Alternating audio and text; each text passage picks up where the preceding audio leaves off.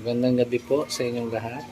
Dito po ako sa aking mini hydroponics system o farm. Mag-sowing po tayo ngayon ng lalik lettuce. Ito po siya. So, may seeds is from Rich Kwan Lalik Seeds by Katanim Store. Galing kay Katanim Store. Ito po siya. So, isosowing natin ngayon. So, ilulubog lang natin siya ng konti. I-center lang natin. Ayan. Lubog lang siya ng konti. Ayan. Bukas po, may ano na siya, mag-i-sprout na siya agad bukas. So, saglit lang po siyang mabuhay.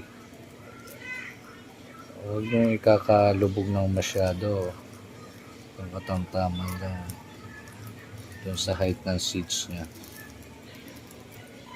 Ganyan lang po ang mag-sowing.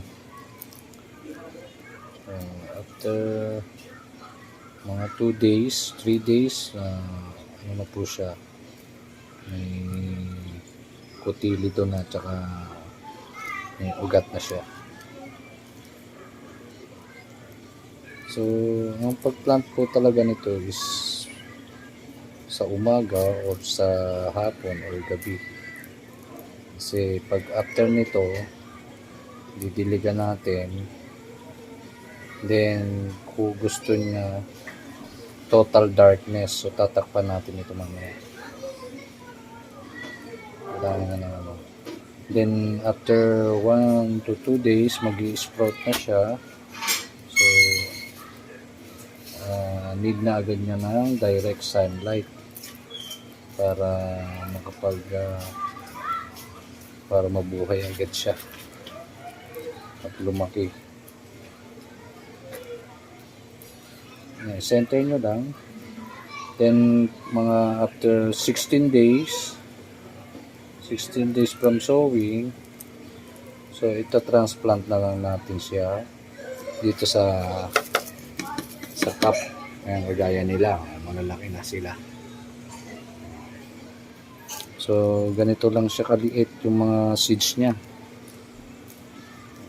Super liliit. Pelletize na to, pelletize. Meron mas maliit pa rito yung hindi pelletize. Pero hindi siya nagwa 100 germinate. Ito 100% nag-germinate siya.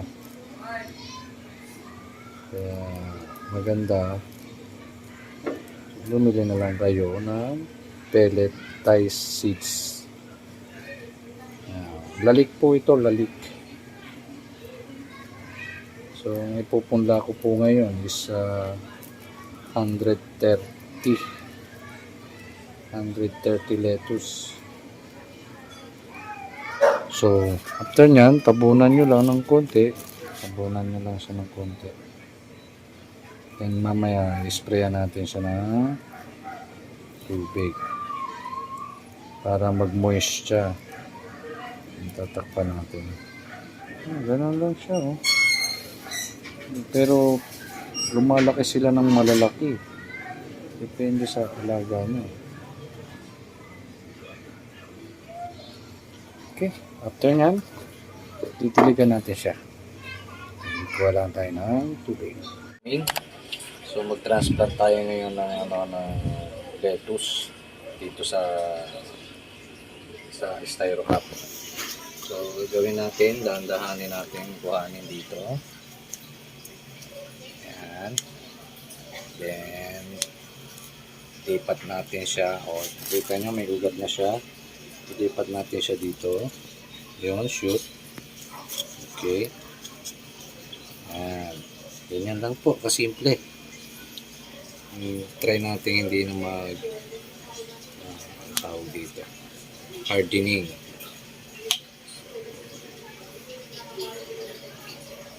Ito po yung tinatawag na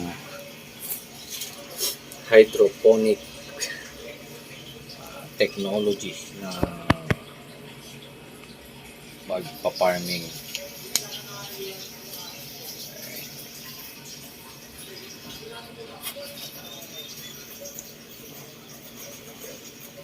So dapat dahan-dahan lang kasi baka maputol yung stem niya. So dapat dahan-dahan lang sa pagkuha and then pag-transfer. Kasi baka maputol yung stem. Yun haba na ng ugat niya Okay. Ayan po. Mag-grow na siya. Pang na to pang 12 days. 12 days na po siya. So, kailangan na natin siyang i-transplant para lumaki na siya. Okay, malalaki muna ang ating transplant. Dandahan lang pagkuha. Yan. Okay. Then, transplant natin dito. Sabi yung iba, inilalagay pa sa tubig bago i-transplant para hindi iwas stress. Pero subukan natin kung huwag na natin idaan sa tubig, diretso na siya. So hindi na natin naansin yung coco-pit na nakadikit sa kanya para iwas stress din halaman. Ito, yan siya, kasimple. So dapat may tinatawag silang TLC, Tender Loving Care. Yan. So, makakailan tayo. Ito pong lettuce na ito is mabilis siya yung germination niya. 1 to 3 days mag-germinate na siya. So, 100% po yung nabili kong seeds. Nag-germinate po lahat sila. So, dandahan lang. Ayan. Para natin. Ito. Sana makabuhay tayo, makapagpalaki tayo ng lettuce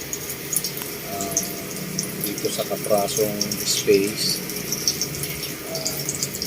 Pinag-aaralan ko pa po yung paano yung dapat gawin.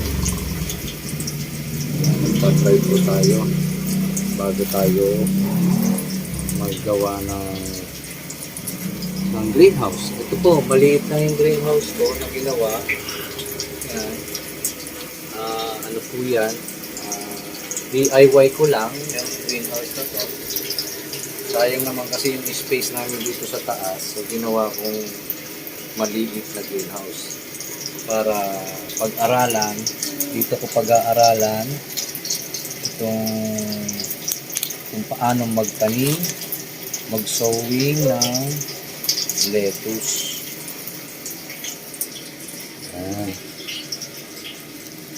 Tingnan natin after 1 week kung anong mangyayari. Ito po siya. Na siya?